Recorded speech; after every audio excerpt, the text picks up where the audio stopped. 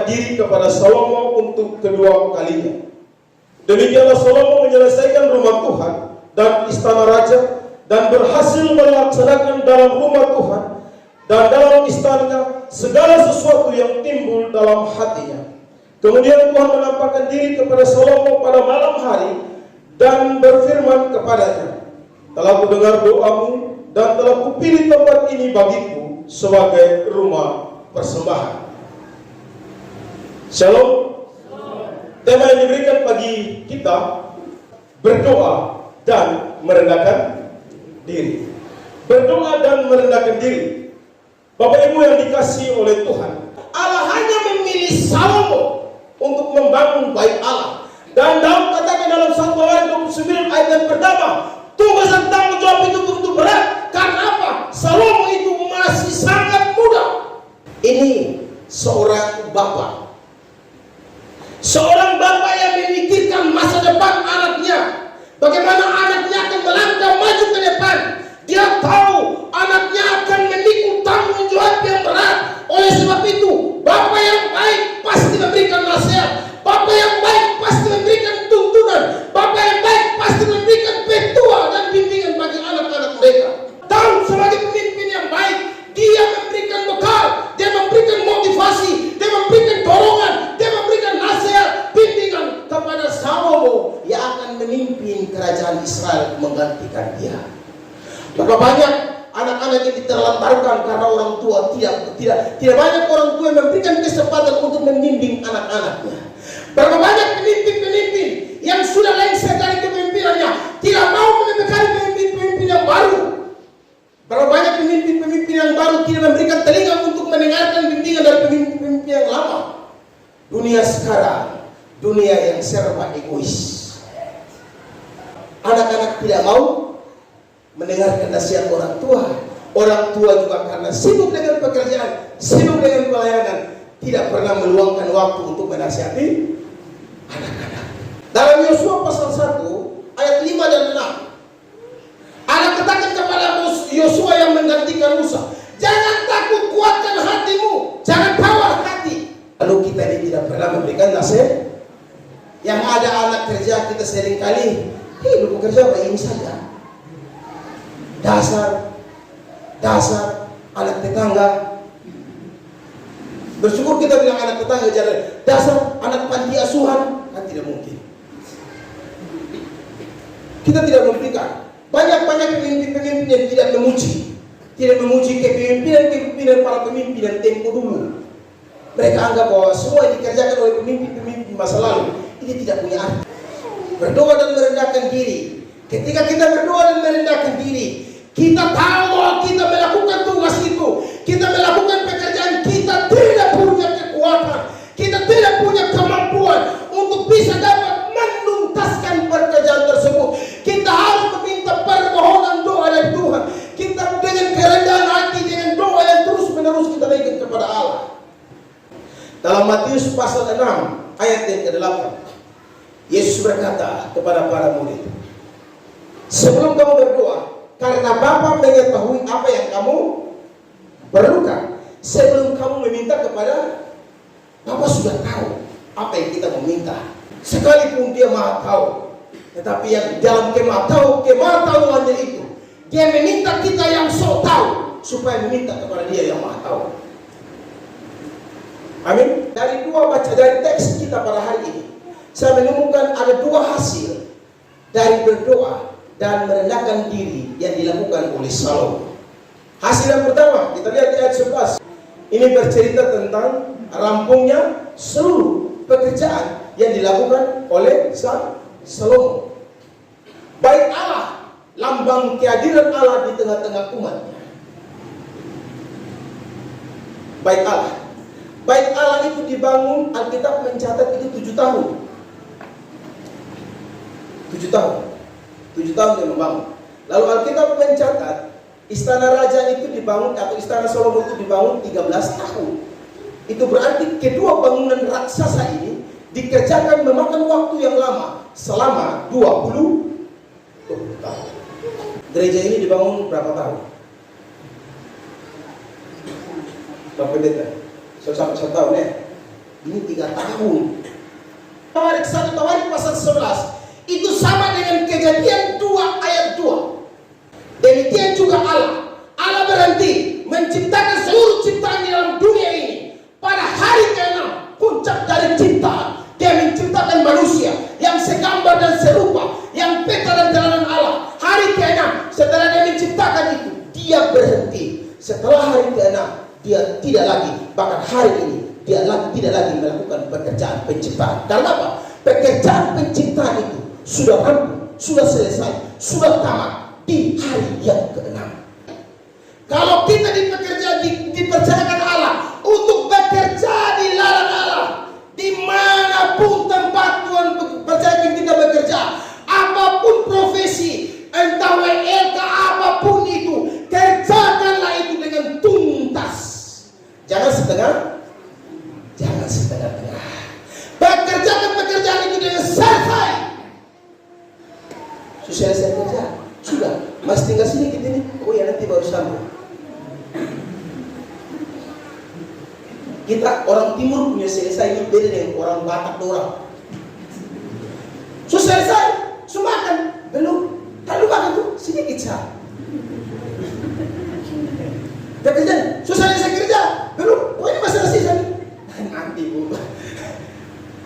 Selesai. Tahu kata selesai? Tahu? Ya selesai.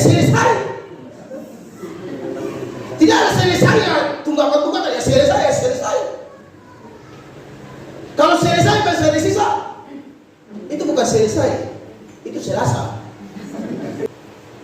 Ada yang dipercayakan jadi majelis jalan-jalan bis tengah tak, tidak soal kuat naik. Ya kenapa jadi soal kuat naik? Aduh berat. Apa yang berat? Lalu kata berhasil itu di sini saya lihat juga ternyata dia sama dengan Kejadian 24 ayat 56, di mana Bapak Abraham menyuruh salah seorang senior dalam rumahnya, hambanya itu pelayannya yang paling tua, untuk pergi mencari anak menantu bagi Abraham. Kata perjalanannya dibuat Tuhan berhak.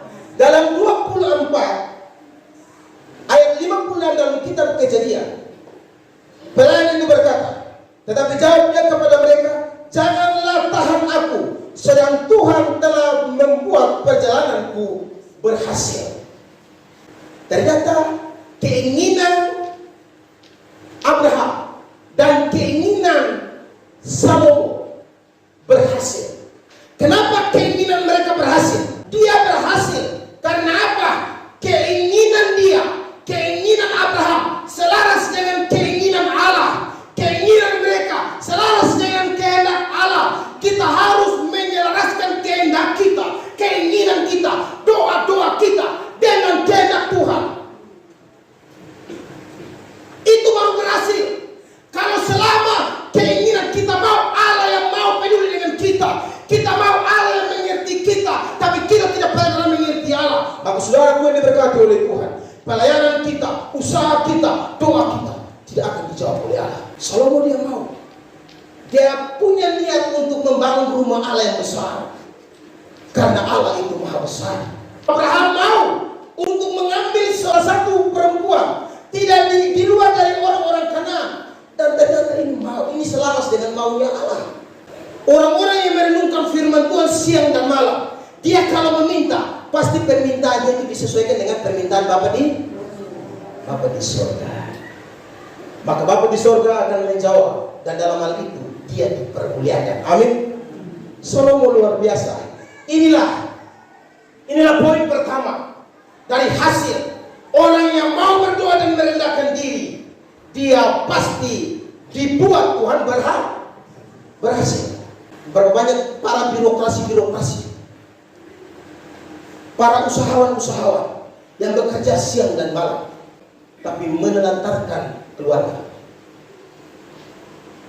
Jadi saudara boleh berkata, pekerjaan itu utama, pekerjaan Tuhan utama, tapi jangan mengesampingkan pekerjaan pribadi. Kalau kita melayani Tuhan, pigi-pigi mama melayani Tuhan, pulang tidak masak kasih papa. Hah, lu melayani Tuhan saja, tidak pernah masuk saja. Lu lihat ini piring kosong, saya pulang dari kantor capek-capek makan apa? Lu hanya kerja melayani. Bapak, cari dahulu kerajaan. Iya, betul mama. Tapi suami juga penting, anak juga penting. Lah, yang lain. Yo, melayani juga baik, tapi ingatlah. Ingat istri. Kasihan istri di rumah tidur sendiri. Saudara, kalau tadi ayat 11 berbicara tentang rampungnya penyelesaian pekerjaan yang dilakukan oleh Salomo, maka ayat ke-12 ini doa Salomo terkait. Dua kali Allah menempatkan diri kepada Salomo. Kalau penampakan pertama Allah suruh Salomo meminta, maka Salomo minta hikmah. Maka penampakan kedua Allah bukan menyuruh Salomo meminta, tapi Allah mendengar apa yang Salomo minta. Itulah Allah berkenan. Berdoa dan merendahkan diri membuat Allah berkenan mendengar doa-doa kita. Makanya doa orang Farisi itu berbeda dengan doa-doa pengucu. Orang Farisi itu berkata, Tuhan bersyukur saya tidak seperti engkau. Sambil lihat di pembatang leher di atas. Tapi orang ahli pengucu dia bilang, hidup malu dan bantu aja dia. Tuhan bilang doa siapa yang diterima? Doa pengucu. Berdoa dan merendahkan diri pasti membuat Allah berkenan mendengar apa yang kita minta. Di ayat yang kedua adalah Allah berkenan menerima semua pelayanan yang dilakukan oleh Salomo. Selesai membangun rumah Allah, Allah berkenan menilai. Allah mau pakai pelayanannya. Hasil pelayanannya itu Allah mau tinggal di dalamnya. Saudara yang diberkati oleh Allah, kita capek melayani Tuhan. Kalau Tuhan tidak berkenan dengan semua jeripaya yang kita lakukan, aduh, capek deh. Khotbah sampai keringat paling bikin waktu dulu capek saja. Capek. Iyalah. Bayangkan kalau 20 tahun Tuhan saya kerja 20 tahun terima. Aduh, apa kata dunia tentang saya? Tapi luar biasa, orang yang mau bekerja dengan berdoa dan merendahkan diri, Allah berkenan kepada pekerjaannya. Kita jangan sama seperti hamba-hamba Tuhan. Hei, nyala kau pembuat kejahatan, aku tidak mengenal engkau. Sampai lagi Tuhan siang dan malam, dari Sabang sampai Merauke. Tuhan bilang lu cukup di timur saja.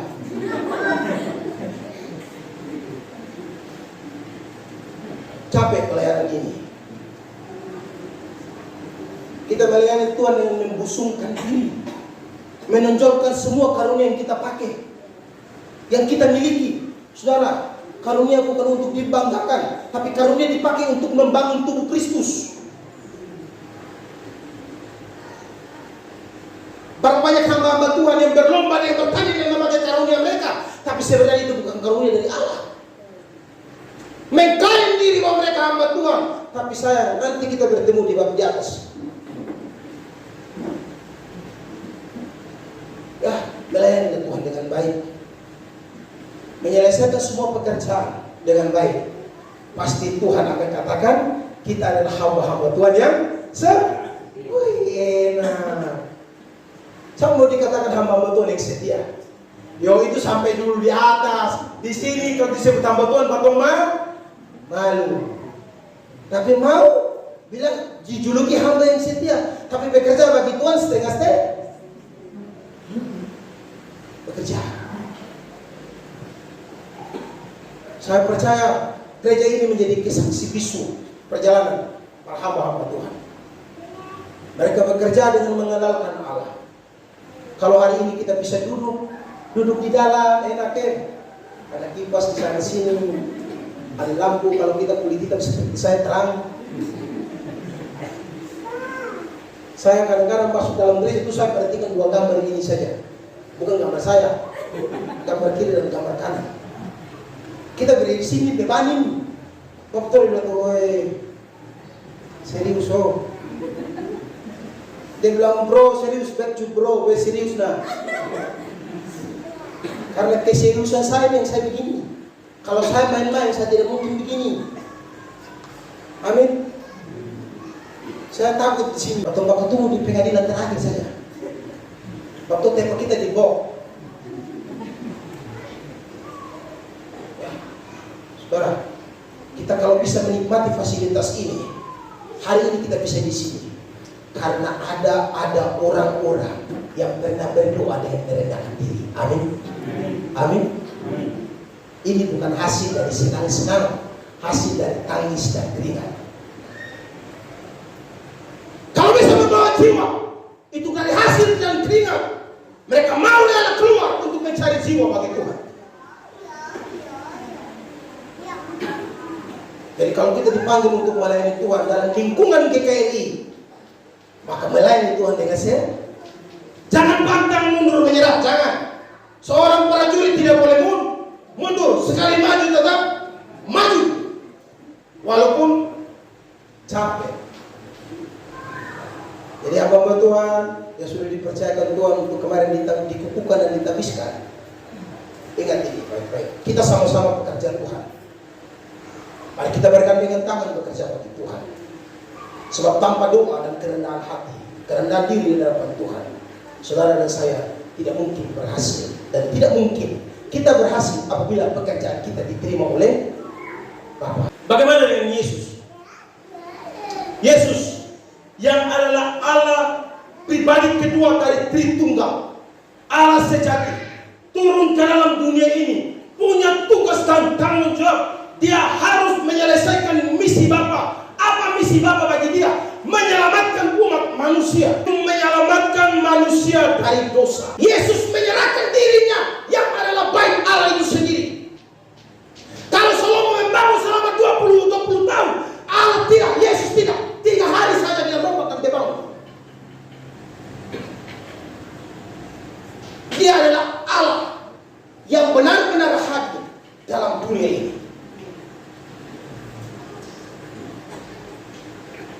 Saudara yang diberkati, kalau Salomo berdoa dan merendahkan diri, Yesus lebih lagi. Dari lahirnya dia merendahkan diri. Setiap pelayanan yang melakukan dia berdoa, sedang melayani dia berdoa, sampai selesai melayani dia berdoa. Bahkan di atas bukit Golgota pun dia berdoa. Dia merendahkan diri dan taat sampai mati. Dia menuntaskan pekerjaan Bapa. Sebab itu di atas kayu salib, perkataan dia keedenan, dia tetelestai, artinya selesai. Dia menyelesaikan pekerjaan Bapa dengan selesai, dengan sempurna. Kalau Salomo hanya membangun bait Allah satu saja di tempat, lalu hanya dirasakan oleh orang-orang Israel, tetapi Yesus yang adalah bait Allah yang sejati, dia menyerahkan dirinya untuk menjadikan kita baik-baik Allah. Kalau mau berdoa, mama yang bisa, mama pergi. Dulu di belakang, dulu di depan. Pas, ibu bapak sedang makan. Kalian perempuan sama kami laki-laki makan dulu. Suruh berdoa, malu. Baik, kalau malu baik, tapi kalau tidak tahu dicela. Itu ayat 17 ayat 9 dan ayat yang ke-8 20. Aku berdoa untuk mereka, bukan untuk dunia. Perhatikan doa Yesus. Yesus berdoa untuk mereka, bukan untuk dunia. Berarti tidak semua orang didoakan oleh Yesus. Yesus hanya berdoa khusus untuk mereka. Mereka itu siapa? Mereka yang ditarik oleh Bapa, yaitu para murid. Tidak, bukan untuk dunia aku berdoa, tapi untuk mereka. Untuk mereka dan untuk siapa? Di ayat 20. Dan bukan untuk mereka ini saja aku berdoa, tetapi juga untuk orang-orang yang percaya kepadaku oleh pemberitaan mereka, yaitu Batom. Weh, ini orang Alkitab bilang Yesus Allah itu tidak ada di agama manapun, tidak ada dalam kitab suci manapun yang mengajarkan bahwa Allah mereka berdoa. Tetapi kekristenan dan Alkitab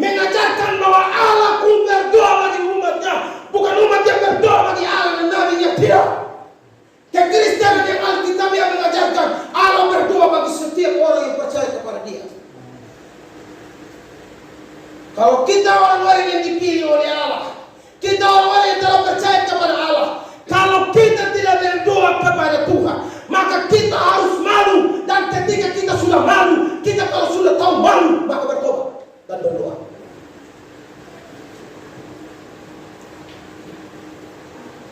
Kalau kita tidak pernah berdoa, sebenarnya kita harus tahu malu. Dia Allah saja berdoa, Roh Kudus saja berdoa. Siapa kita? Sehingga kita tidak pernah mau berdoa. Siapa kita? Ketika kita melakukan pekerjaan Allah, kita tidak pernah berdoa. Yesus sebelum memulai pekerjaan Bapa di sorga, dia selalu berdoa. Dia selalu menyempatkan diri di tempat-tempat yang sunyi dan berdoa. Bahkan dalam memikul atau meminum cawan di taman Getsemani, malam sebelum dia tangkap saja, dia berdoa kepada Allah Bapanya di sorga. Kenapa dia berdoa? Dan dia begitu bersungguh-sungguh berdoa. Karena apa? Cawan murka Allah ini terlalu amat berat dipikunya. Dia bukan takut mati, tapi dia takut cawan ini terlalu berat. Kalau memang ada alternatif yang lain Bapa, lakukan cawan ini daripadaku. Tapi jawaban di sorga, tidak ada alternatif lain. Engkau harus meminum. Saya merenungkan waktu dia berdoa, Tuhan Yesus mau selamatkan Matius Levi ini. Kalau ada memang alternatif yang lain, mereka mau ikut situ. Bapak Tuhan di sorga bilang, sudah ada alternatif lain Yesus. Lu mau selamatkan Saint Matius Levi, maka lu harus minum cawan ini. Ketika Yesus meminum cawan ini, maka dia menjadikan saya dan Anda menjadi baik Allah. 1 Korintus tidak salah. Dalam Korintus mencatat 3 ayat 16 sampai 17. Tidak tahukah kamu bahwa tubuhmu ini adalah baik Allah, di mana tempat berdiam roh Allah dalam dirimu? Kita menjadi baik Allah karena ada satu orang yang sudah menyelesaikan di atas bukit Golgota. Saya merenungkan tidak ada satu manusia yang bisa seperti Yesus. Tidak ada. Dia menanggung semua dosa manusia. Isi yang Tuhan kasih, tanggung jawab yang Tuhan kasih di pundak kita tidak seberat dengan tanggung jawab yang dikasih Bapa kepada anaknya. Anaknya melakukan semuanya itu dengan doa dan kerendahan hati kepada Bapa di surga. Yesus menjadikan dirinya untuk semua orang menjadi baik Allah. Setiap suku, setiap orang dari suku, bangsa dan bahasa dijadikan oleh Allah menjadi baiknya yang kudus karena pekerjaan satu orang, yaitu Yesus. Yesus Kristus yang walaupun dalam rupa Allah tidak menganggap kesetaraan dengan Allah itu sebagai milik yang harus dipertahankan, melainkan telah mengosongkan dirinya sendiri dan mengambil rupa seorang hamba dan menjadi sama dengan manusia. Dan dalam keadaan sebagai manusia, ia telah merendahkan diri dan taat sampai mati, bahkan sampai mati di atas kayu salib. Ia berdoa sampai 3 kali. Ia sangat ketakutan dan makin bersungguh-sungguh berdoa. Peluhnya menjadi seperti titik-titik darah yang keluar. Semua itu dia hanya mau melakukan, hanya untuk mau menjadikan saudara dan saya menjadi tempat kediaman Allah. Kita bersyukur pada Tuhan, bukan karena jasa kita, bukan karena kebaikan kita, bukan karena pelayanan kita, tetapi pekerjaan satu orang diterima oleh Bapa. Pekerjaan satu orang yang diterima oleh Bapa itu menjadikan semua orang menjadi benar karena Yesus. Menjadikan semua kita yang berdosa menjadi baik Allah. Allah mau pindah karena karya Kristus. Tidak ada usaha manusia, tidak ada adil manusia. Sebab itu Alkitab tidak memberikan ruangan kepada manusia untuk menyombongkan diri dalam keselamatan. Tidak ada. Tidak ada usaha manusia dalam mengerjakan keselamatan tersebut atau memperoleh keselamatan. Satu-satunya murni inisiatif Allah dan hanya murni pekerjaan Allah. Yesus bekerja 1 kali, dampaknya sampai hari ini. Dia 1 kali mati di atas bukit Golgota, 1 kali dia mengorbankan diri, 1 kali dia merelakan dirinya, tubuhnya dirobek, darahnya ditumpahkan, 1 kali untuk selama-lamanya. Setelah itu dia tidak lagi berkorban, setelah itu dia tidak mati. Tapi dampak dari pekerjaan yang 1 kali itu, dampaknya sekarang sampai selama-lamanya. Mana yang lebih besar? Sama waktu Yesus. Setelah Yesus mengerjakan karya Bapa di atas bukit Golgota, di atas kayu salib ini, dia mengatakan tetelestai,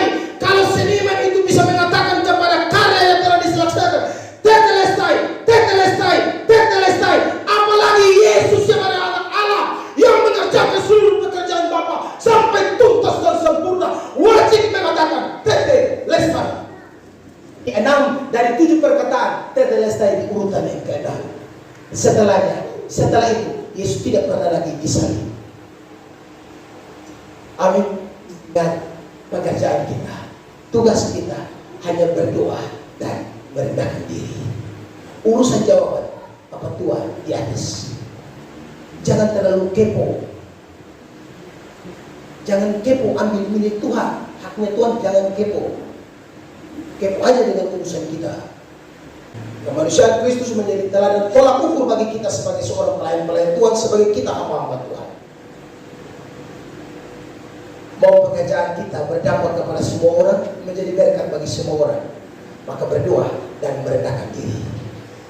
Saya undang kita semua, coba kasih tangan kanan. Coba. Saya tidak ada uang. Saya percaya bahwa yang begini pasti akan kasih uang. Tidak, begini coba. Dengan saya omong ya, berdoa dan merendahkan diri. Hasilnya, saya pasti berhasil. Saya pasti berkenan di hadapan Tuhan.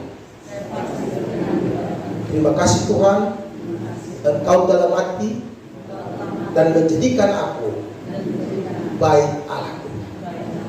Pelan-pelan tepuk tangan. Kasih masuk di saku. Oleh-oleh dari Pak Matius Bego.